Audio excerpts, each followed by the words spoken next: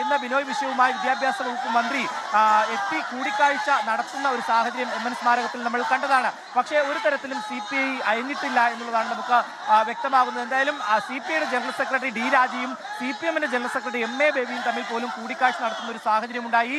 ഈ വിഷയം പരിഹരിക്കും എന്നുള്ളതാണ് CPM മന്ത്രിമാരടക്കം പറയുന്നത്. പക്ഷേ CPIയുടെയോ അല്ലെങ്കിൽ CPMന്റെയോ മന്ത്രിമാർ അറിയാതെയാണ് ഇത്തരത്തിലുള്ള ഒരു ഒപ്പിടിയിൽ നടന്നത് എന്നുള്ളതാണ് പരക്കെ ഉയരുന്ന ആക്ഷേപം. എന്തായാലും CPIയുടെ വിദ്യാർത്ഥി സംഘടന, യുവജന സംഘടന ഇവിടെ എത്തിക്കഴിഞ്ഞു. വലിയ രീതിയിലുള്ള പ്രതിഷേധം ഇന്ന് നമ്മൾ കണ്ണൂരിലും കണ്ടതാണ്. DDE ഓഫീസിലേക്ക്, കോഴിക്കോട് DDE ഓഫീസിലേക്ക് KSUവും വലിയ രീതിയിൽ പ്രതിഷേധ മാർച്ച്, ഒപ്പം വിദ്യാഭ്യാസ വകുപ്പ് മന്ത്രിയുടെ കോലം കത്തിക്കുന്ന ഒരു സാഹചര്യം ഇതെല്ലാം നമ്മൾ കണ്ടതാണ്. ഇപ്പോൾ അല്പസമയം മുമ്പാണ് കോട്ടണിൽ സ്കൂളിന് മുന്നിൽ നിന്ന് വിദ്യാഭ്യാസ വകുപ്പ് മന്ത്രിയുടെ ഔദ്യോഗിക വസതിക്ക് തൊട്ട് മുന്നിലൂടെ ഈ ഓഫീസിന് മുന്നിലേക്ക് അനക്സ് 2 എത്തിയത്. ഇപ്പോൾ പോലീസുമായി വലിയ രീതിയിലുള്ള വാക്കേറ്റത്തിലേക്ക് പോകുന്നു.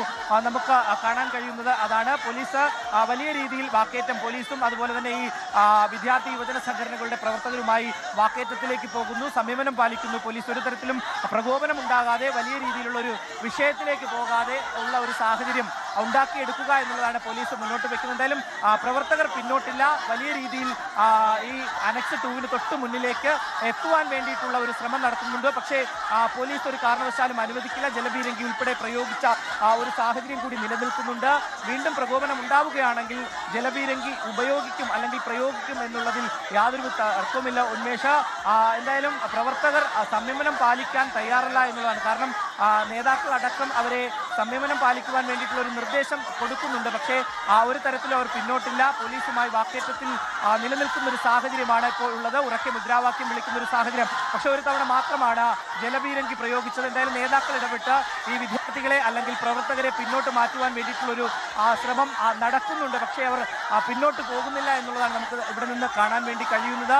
ഇവർ ബാരിക്കേഡ് പൊളിച്ച് അപ്പുറത്തേക്ക്, അതായത് അനക്സ് 2 വിദ്യാഭ്യാസ വകുപ്പ് മന്ത്രിയുടെ ഔദ്യോഗിക ഓഫീസാണ്, ആ ഓഫീസിലേക്ക് കയറുവാൻ വേണ്ടിയിട്ടുള്ളൊരു ശ്രമം നടത്തുവാൻ വേണ്ടി പോകുന്നു. പക്ഷേ ബാരിക്കേഡ് ഉള്ളതിനാൽ ഇവർക്ക് അവിടേക്ക് കടക്കാൻ കഴിയുന്നില്ല. ഈ ബാരിക്കേഡ് മറിച്ചിടുന്ന ഒരു ഇടപെടലിലേക്കാണ് പ്രവർത്തകരുടെ ഭാഗത്തു നിന്നുള്ള നീക്കം. പക്ഷേ പോലീസ് അത് അനുവദിക്കുന്നില്ല എന്നുള്ളതാണ് നമുക്കിവിടെ നിന്ന് കാണാൻ വേണ്ടി കഴിയുന്നത്. ഉന്മേഷം, റിനു ശ്രീധറാണ് ഇപ്പോൾ വിവരങ്ങൾ നൽകിക്കൊണ്ടിരിക്കുന്നത്.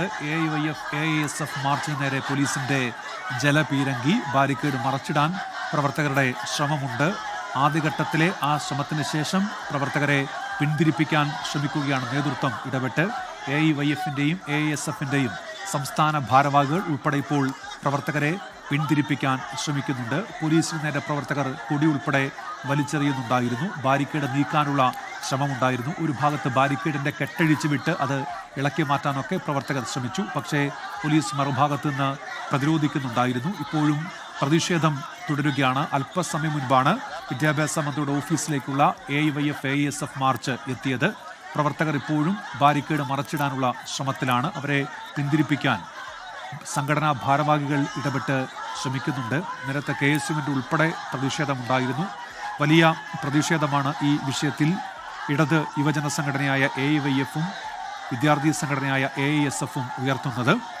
ആ അടിസ്ഥാന നയവ്യതിയാനമുണ്ടായി ഈ PM ശ്രീ പദ്ധതിയിൽ ഒപ്പിട്ടതിലൂടെ എന്നതാണ് അവരുടെ വിമർശനം. ആ വിമർശനം ഉയർത്തിക്കൊണ്ടാണ് വലിയ തോതിൽ പ്രതിഷേധം ഉയർത്തുന്നത്. സംസ്ഥാന വ്യാപക പ്രതിഷേധത്തിനാണ് സംഘടനകൾ ആഹ്വാനം ചെയ്തിരിക്കുന്നത്.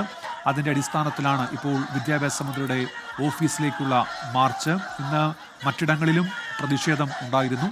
കഴിഞ്ഞ ദിവസം തൃശ്ശൂരിൽ ഉൾപ്പെടെ, ഇന്ന് കണ്ണൂരിൽ ഉൾപ്പെടെ പ്രതിഷേധങ്ങൾ ഉണ്ടായിരുന്നു. അതിൻ്റെ തുടർച്ചയെന്നോണമാണ് ഇപ്പോൾ തിരുവനന്തപുരത്തെ ഈ പ്രതിഷേധ പരിപാടി. പ്രവർത്തകരോട് ശാന്തരാകാൻ ആവശ്യപ്പെടുന്നുണ്ട് നേതാക്കൾ ഇടപെട്ട്. ലോകത്തെവിടെയായാലും ഏത് സമയത്തും 24 വാർത്തകളും ഓഗ്മെന്റഡ് റിയാലിറ്റി പാക്കേജുകളും എക്സ്പ്ലെയിനറുകളും വിശദമായി കാണാൻ ഞങ്ങളുടെ യൂട്യൂബ് ചാനൽ നിങ്ങൾക്ക് സബ്സ്ക്രൈബ് ചെയ്യാം.